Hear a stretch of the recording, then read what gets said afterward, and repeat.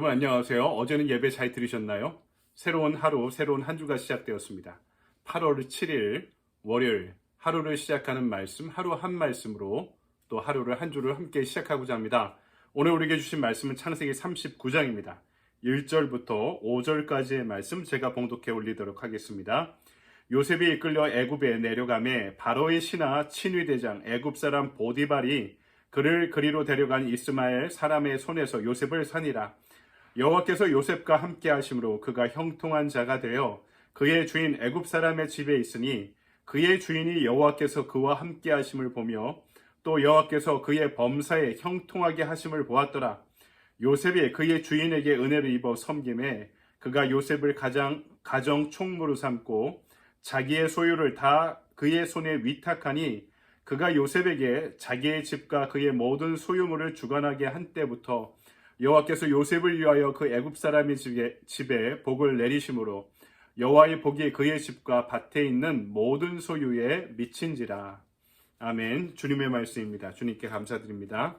오늘 우리에게 주신 말씀 가지고 이 시간에는 형통의 길, 절망하지 않고 기다리기라는 제목으로 말씀을 증거하도록 하겠습니다. 여러분, 교회를 다니건 교회를 다니지 않건 대부분의 사람들이 바라는 행복의 기준이 그런 것 같습니다. 늘 한결같이 평안하고 행복한 것, 사회적으로 성공하는 것, 건강한 것. 오늘 본문에 나온 형통이란 단어도요, 실제로 영어 성경에 보면 prosper라고 번역되어 있는데요. 그래서 한국에 있는 한 유명한 목사님이 이것을 번영 또는 성공으로 번역해야 된다, 이렇게 해석하시더라고요. 그러면 이렇게 해석할 수 있습니다. 요셉은 범사에 형통하다. 그럼 범사에 성공한 사람이다. 범사에 번영한 사람이다. 여러분, 그런데 이것이 성서적이지 않습니다. 오늘 본문에 등장하는 이 형통이란 단어는 히브리어로 자라크인데요. 장애물이 있는 곳을 뛰어넘는다는 뜻을 갖고 있습니다. 아무런 장애물 없이 고난 없이 사는 게 형통이 아니라 고난과 어려움 가운데 비로소 드러나는 것이 형통이다라고 이야기하는 것이 보다 성서적인 설명인 것 같습니다. 오늘 말씀은 첫 번째로 형통의 이유가 무엇인가 우리에게 알려주고 있죠. 오늘 2절 말씀에 성경이 요셉이 형통한 이유를 이렇게 설명하고 있습니다. 여호와께서 요셉과 함께 하심으로 그가 형통한 자가 되어. 여러분, 요셉이 형통할 수밖에 없는 이유, 그 키워드가 여기서 드러나고 있죠. 형통의 정의가 무엇인지가 여기서 드러나고 있습니다. 형통이란 단어가 지금 노예일 때, 그리고 나중에 죄수일 때 이 형통이란 단어가 주로 많이 쓰이고 있거든요. 그러니까 이 프라스퍼, 번영과 성공으로 해석하는 건 전혀 타당하지 않고요. 노예로 있는 게, 죄수로 있는 게 뭐 성공이겠습니까? 23절을 보십시오. 간수장은 그의 손에 맡긴 것을 무엇이든지 살펴보지 아니하였으니 이는 여호와께서 요셉과 함께 하심이라. 여호와께서 그를 범사에 형통하게 하셨더라. 죄수의 신분이고 노예 있을 때도 그것을 실패라고 이야기하지 않고 있는 점에 주목해야 됩니다. 그러니까 성경이 말하고 있는 형통은요, 여호와께서 함께 하심을 가리키는 단어입니다. 사람의 눈으로 볼 때 전혀 형통해 보이지 않아요. 죄수이고 노예입니다. 근데 바로 거기에 하나님의 뜻이 있고 하나님께서 그 사람과 동행하고 계시면 바로 그 자리가 형통의 자리란 것이죠. 요셉이 노예로 끌려갈 때, 형으로부터 팔려갈 때 그냥 갔을까요? 길을 쓰고 가지 않으려고 했을 것입니다. 보디발의 아내로부터 모함을 받아 감옥에 갇힐 때 여러분, 우리가 상상할 수 있는 것 이상으로 절망했을 것입니다. 자신이 도와준 술 관원장이 자기를 기억하지 못할 때도 깊은 좌절을 경험했겠죠. 그런데요, 그 모든 위기의 상황 가운데도 요셉이요, 하나님이 나와 동행하신다는 믿음의 자의식을 버리지 않고 있었다는 점이 중요한 것입니다. 그렇죠. 여러분, 인생에 위기 없는 사람이 어디 있겠습니까? 그 모든 위기와 고난을 겪으면서도 결국에는 하나님께서 이 모든 과정을 이끄실 것이다라는 소망을 품고 있을 때 여러분, 우리는 비로소 형통의 인생을 출발할 수 있게 되는 것입니다. 놀라운 점은 이때 요셉의 나이가 17세였다는 점입니다. 삶의 질곡을 그 나이에 경험하기 시작하면서 요셉이 자기 인생에 대한 자화상이 있었다는 거죠. 하나님이 함께 하시는 그 인생의 소망을 버리지 않고 있었다는 점이 중요한 것입니다.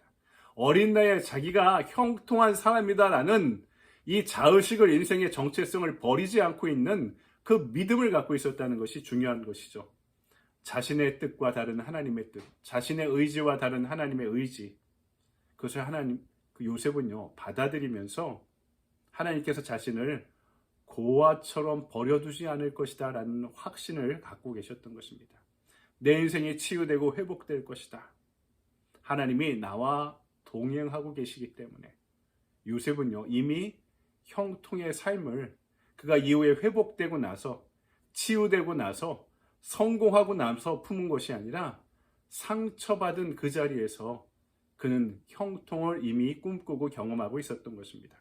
두 번째, 그 형통의 열쇠가 무엇입니까? 절망하지 않고 기다리는 것이었습니다.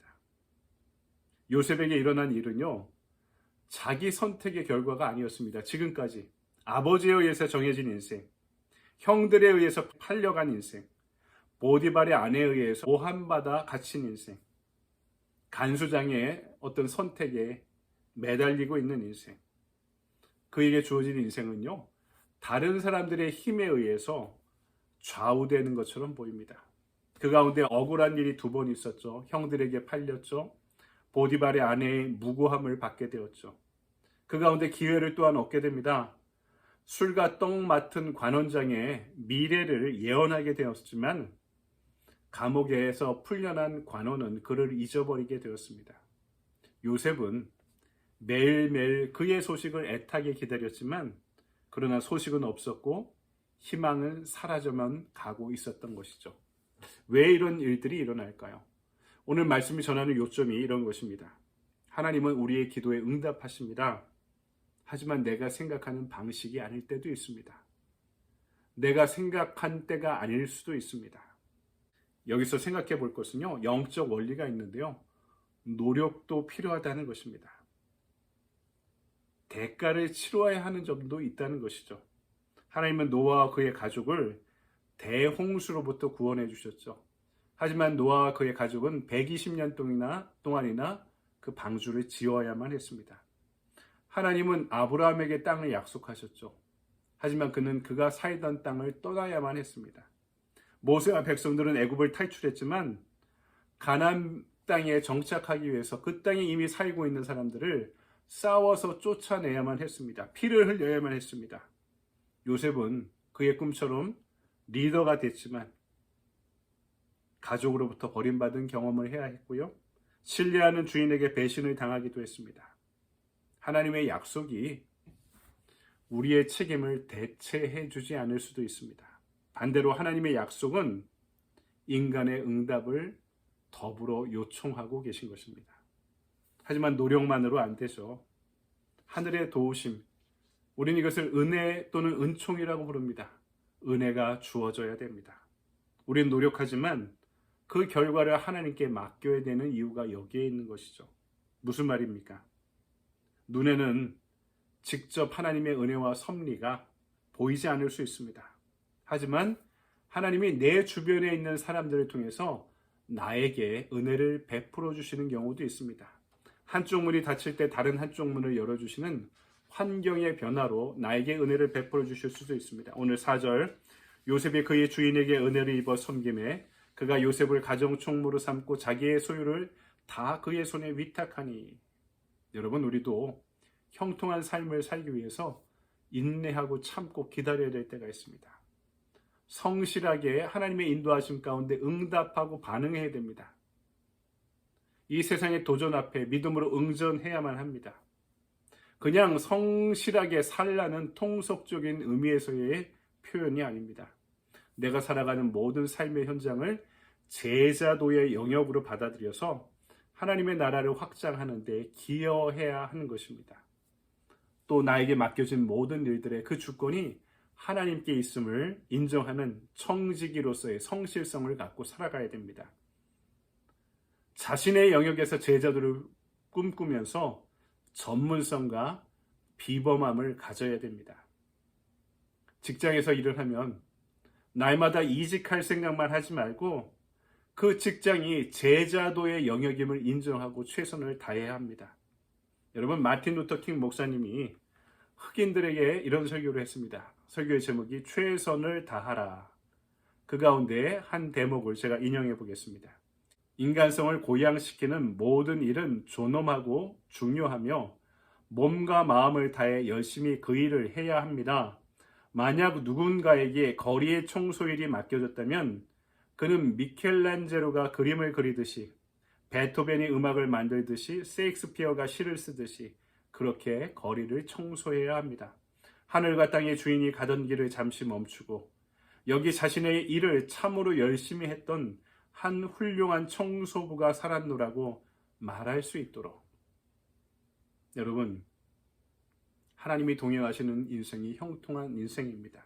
어떤 처지와 형편 가운데 있더라도. 하지만 하나님의 인도하심에 성실로 최선을 다해 응답하는 것도 형통을 위한 우리의 조건이 될 수 있습니다. 고난한, 때로는 고단한, 때로는 어려운 삶의 한자리에서 하나님이 동행하심으로 인해, 그 동행하시는 하나님을 향해 최선을 다해 응답함으로 인해 여러분의 인생이 형통한 인생이 되기를 주님의 이름으로 간절히 축원드립니다. 아멘. 적용의 질문입니다. 나의 삶을 형통하다고 생각하는 근거는 무엇인가요? 내가 살아가는 상황 넘어 함께 하시는 하나님으로 인해 나는 형통하다고 오늘 나의 주위의 사람들에게 어떻게 고백하겠습니까? 내 삶이 형통한가요? 저는 형통하다고 믿습니다. 나의 상황과 고난한 여건을 넘어서 내가 형통하다고 고백할 수 있는 근거는 무엇일까요? 오늘의 액션 플랜입니다. 내가 형통한 이유를 내 주변 사람들에게 고백하고 설명하기입니다.